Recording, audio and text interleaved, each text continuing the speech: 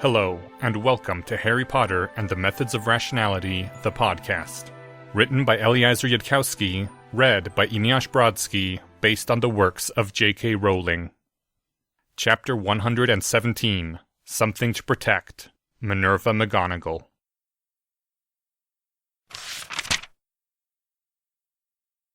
The morning after had come, and all the students had gathered silently around the 4 tables of Hogwarts, Harry James Potter Evans Verus among them. He had collapsed in exhaustion last night and been awoken in the infirmary next morning, still muzzy, with the Philosopher's Stone underneath his left sock. The head table looked like a plague had swept it. Dumbledore's throne was gone from the head desk, without replacement, leaving the center of the head table empty. Severus Snape was sitting in a floating seat, the magical equivalent of a wheelchair. Professor Sprout was missing. According to what Harry had been told last night, a court legilimens would examine her to see if any further compulsions remained, but probably no charges would be filed.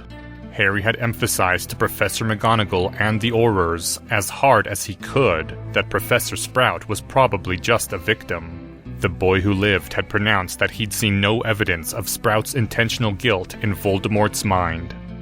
Professor Flitwick was missing, presumably still staying by Hermione's side. Professor Sinester was missing, and Harry didn't know why or where. The numbness that surrounded Harry's mind was like a mylar blanket, protective if not comforting. There were scenes in his mind of black robes falling and blood spilling, appearing for an instant before being shoved back. He'd process it later, not now. Some other time would be better. Future Harry would have a comparative advantage at coping. Somewhere inside Harry was the fear that it wouldn't hurt, that there would be no price to be paid. But that fear also could be put off into the future. No breakfast had appeared on the tables. The students sitting near Harry were waiting in frightened silence. Owls had been prohibited from entering or leaving Hogwarts since early last night. The doors of the Great Hall were opened once more, and forth came Deputy Headmistress Minerva McGonagall. She wore robes of formal black, and her head was bare, denuded of its usual witch's hat. Her gray-brown blonde hair was done up in a coiled braid, as if in preparation for a hat to be placed later, but for now, Harry saw her head bare for the first time. Minerva McGonagall came to the lectern that stood before the head table.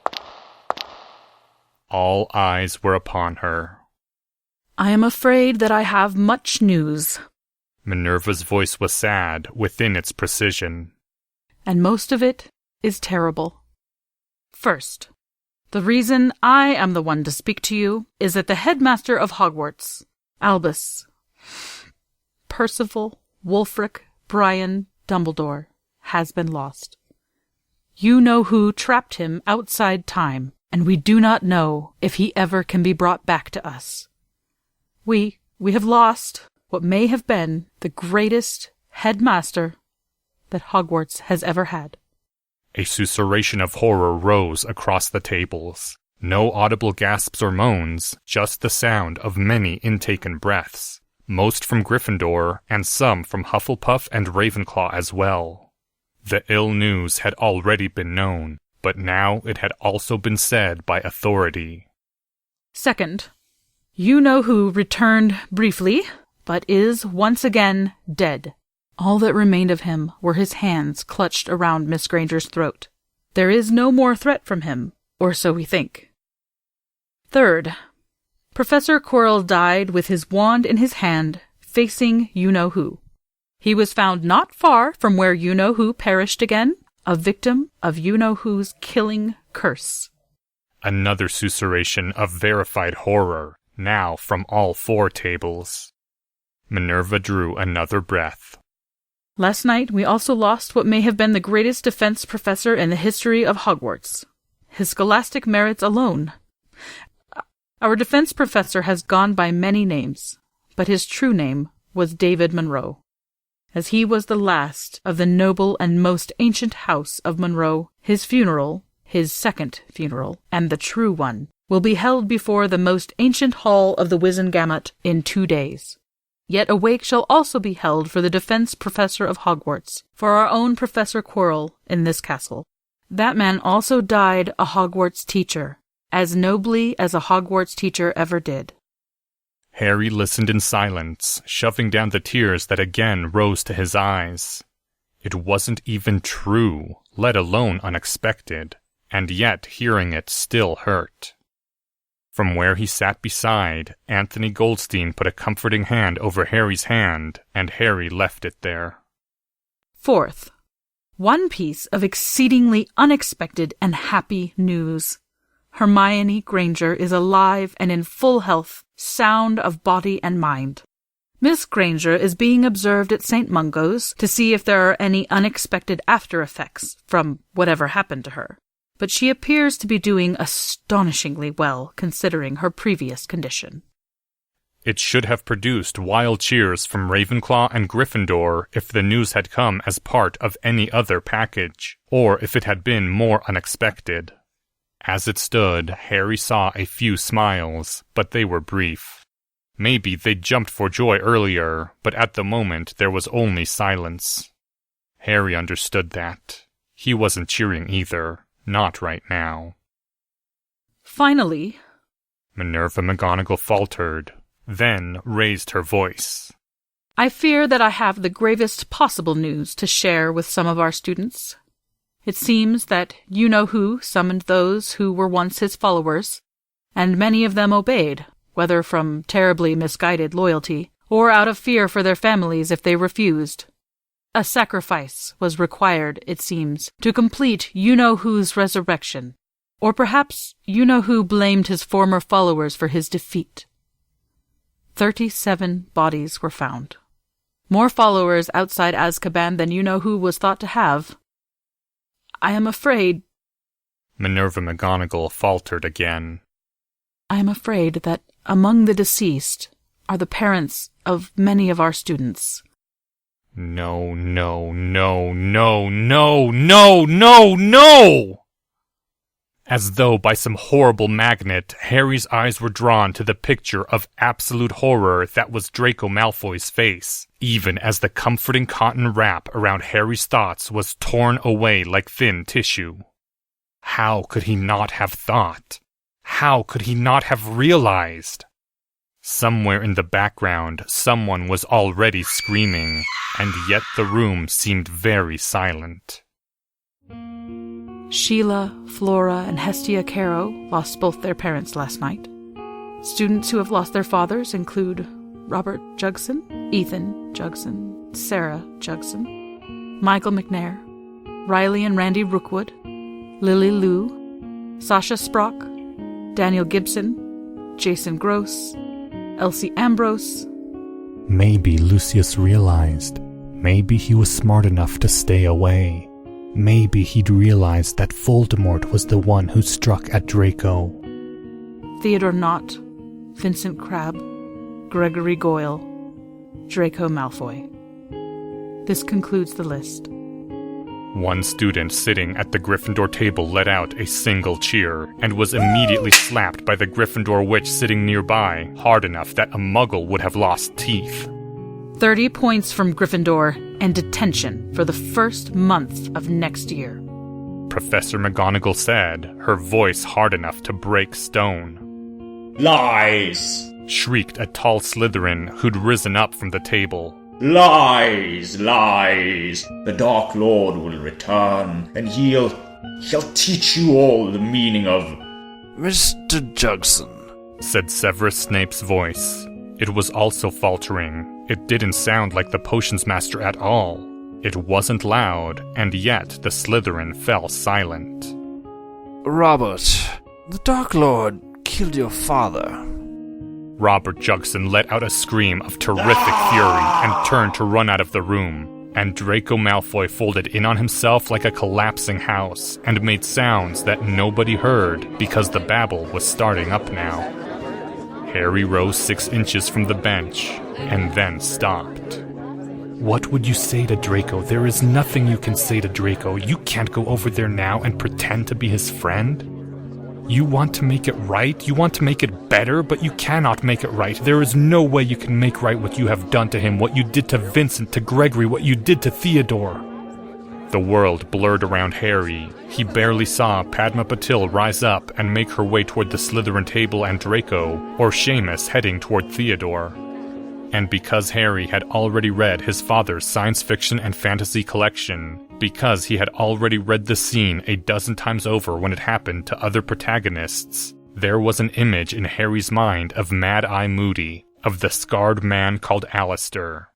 And Mad-Eye's image was saying, in just the same voice he'd used to speak to Albus Dumbledore in memory, that the Death Eaters had been pointing their wands at Harry, that they had already chosen to take the Dark Mark, that they had been guilty of sins beyond reckoning, and maybe beyond Harry's imagination, that they had foregone the deontological protection of good people and made themselves targetable if there was a strong reason to sacrifice them, that it had been necessary to save Harry's innocent parents from torture and Azkaban, that it had been necessary to protect the world from Voldemort, that plain old ordinary Aurors and judges had to do much more morally questionable things than killing sworn and blooded Death Eaters who were pointing wands at them in the course of carrying out ordinary justices that were less clear-cut but still necessary to society.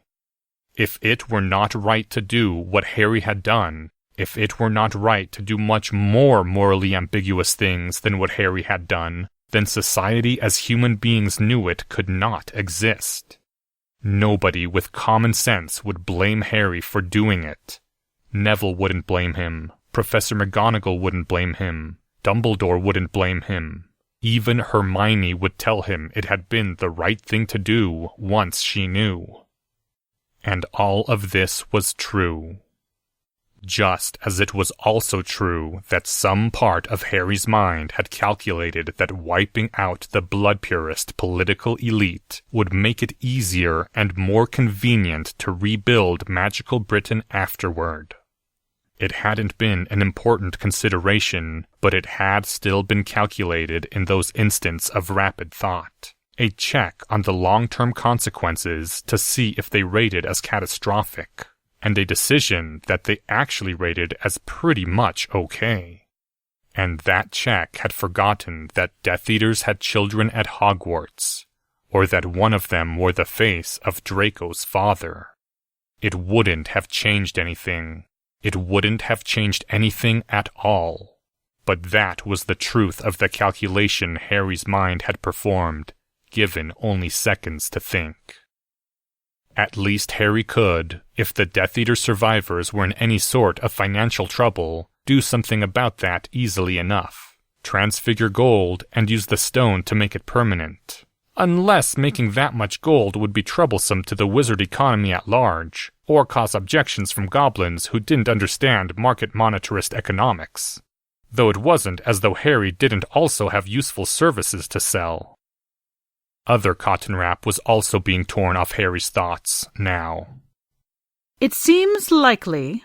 Minerva's voice was not loud, but it cut through all other sounds. ...that some of our students will also have been stripped last night of those named as their guardians. Should you end up a ward of Hogwarts, please know that I will take the responsibilities of my position with extreme seriousness. You will be extended every courtesy. Your family's vault will be managed well and truly.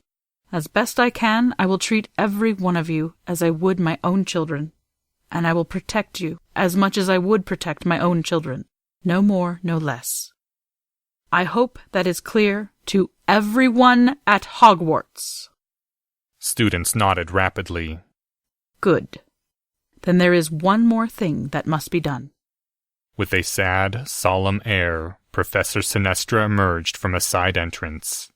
She was wearing white robes instead of her usual brown, and instead of her customary witch's hat, she was wearing a many-tasseled square hat whose colors had faded into mostly gray. In her hands, Professor Sinestra carried the sorting hat. With the air of someone carrying out a ceremony that had not changed in centuries, Aurora Sinestra kneeled on one knee before Minerva McGonagall presenting to her the sorting hat in both hands. Minerva McGonagall took the sorting hat from Professor Sinestra's hands and placed it on her own head. There was a long silence. Headmistress! As Albus Dumbledore is not dead, but only taken from us, I accept this position in the capacity of acting headmistress only, until Dumbledore's return. A piercing cry split the great hall, and Fawkes was there, overflying all 4 tables in a slow spiral arc. He passed over each of the tables, humming in his bird's voice, a hum of absolute loyalty that would outlast the death of merely physical fires. "Wait," the hum seemed to say. "Wait until his return, and be true." Fawkes circled Minerva McGonagall 3 times, feathered wings brushing around her as the tears began to creep down her cheeks. Then the bird flew out a window above the hall and was gone.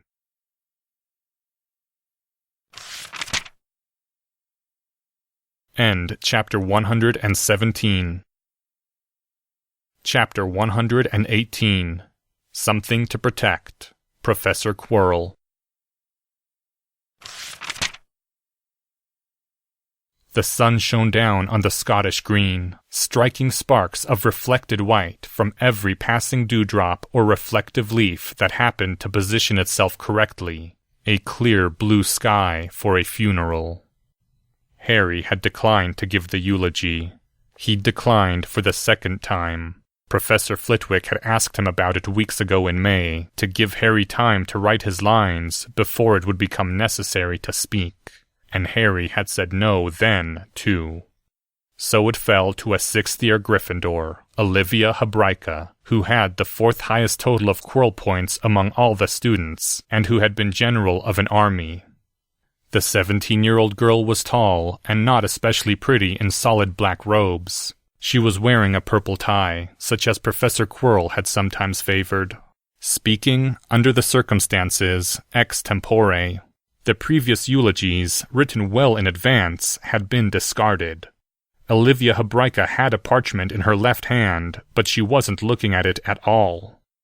Professor Quirrell was very sick, the tall girl said, her wavering voice falling into a hush of students, occasionally broken by a muffled sob. I think if Professor Quirrell had been able to fight in the fullness of his power, you-know-who couldn't have beat him easily and maybe not at all. They say that David Monroe was the only one that you-know-who was ever afraid of in his day. But Olivia's voice broke.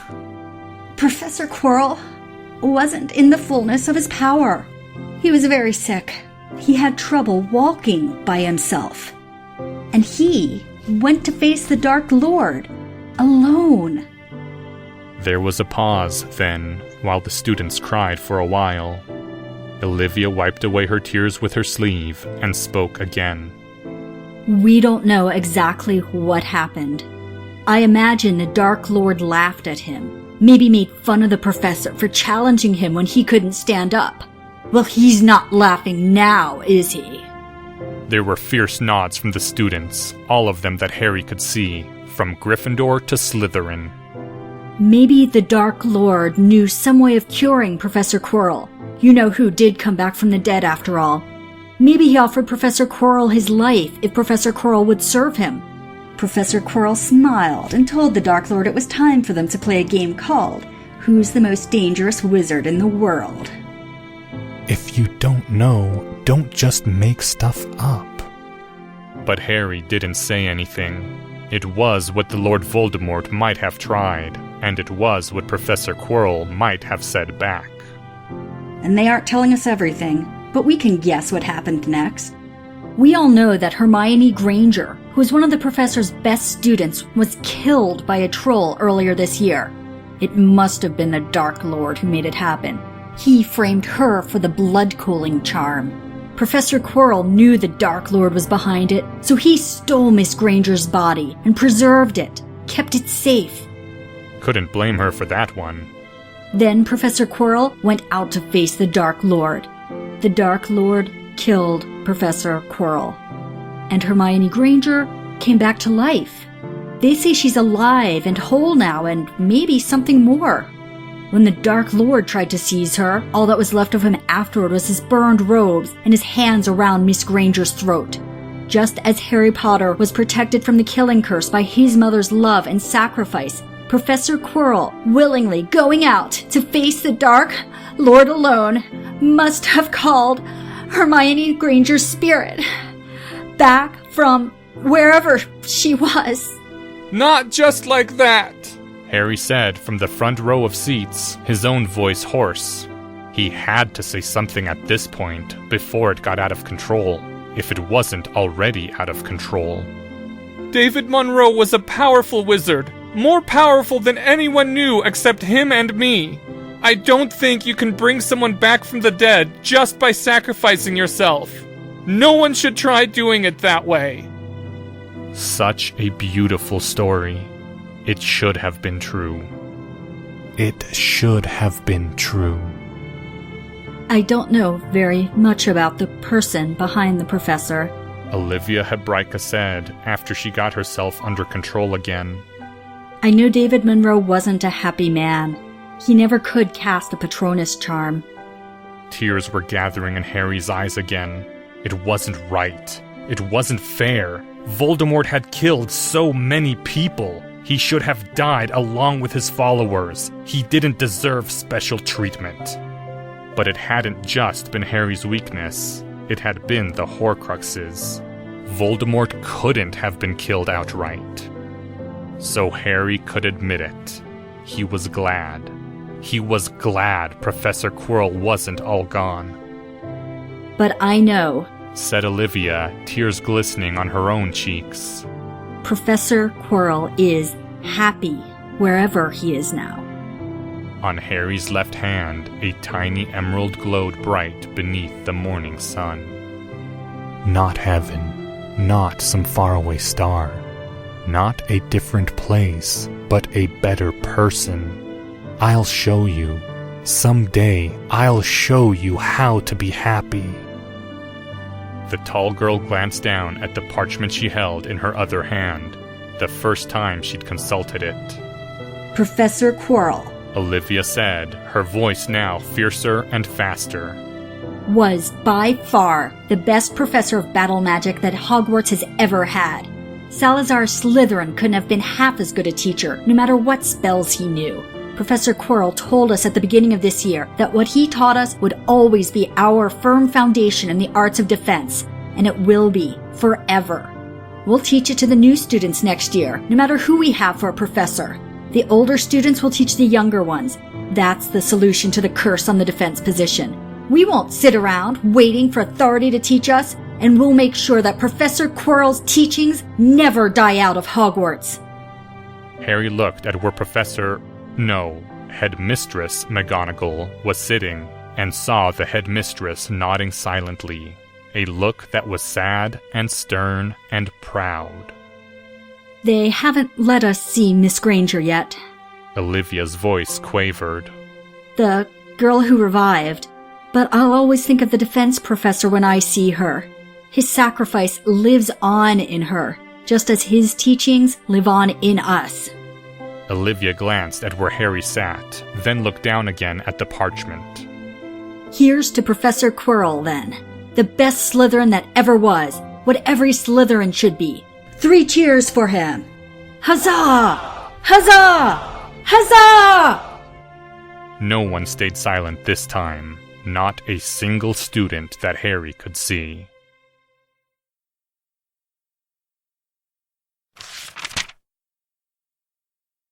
End chapter 118. If you enjoyed this episode and haven't done so yet, please consider leaving a rating or review at iTunes. Thank you to the following people: Olivia Hebraica by April Walters. Robert Jackson III by Ludwig Sandström. Minerva McGonagall, read by Autumn Rachel Dryden. Severus Snape by Brian Jones. This chapter's original text, production notes, and attribution links, along with archives and much more, can be found at hpmorpodcast.com. If you would like to learn more about the art of rationality, please visit lesswrong.com, an online community of aspiring rationalists founded by Eliezer Yudkowsky. Some sound effects used are courtesy of the Free Sound Project. Today's music is Morning Sunlight by Chronos Symphonic. Thank you for listening, and come back in 2 weeks for the first half of Chapter 119, Something to Protect, Albus Dumbledore.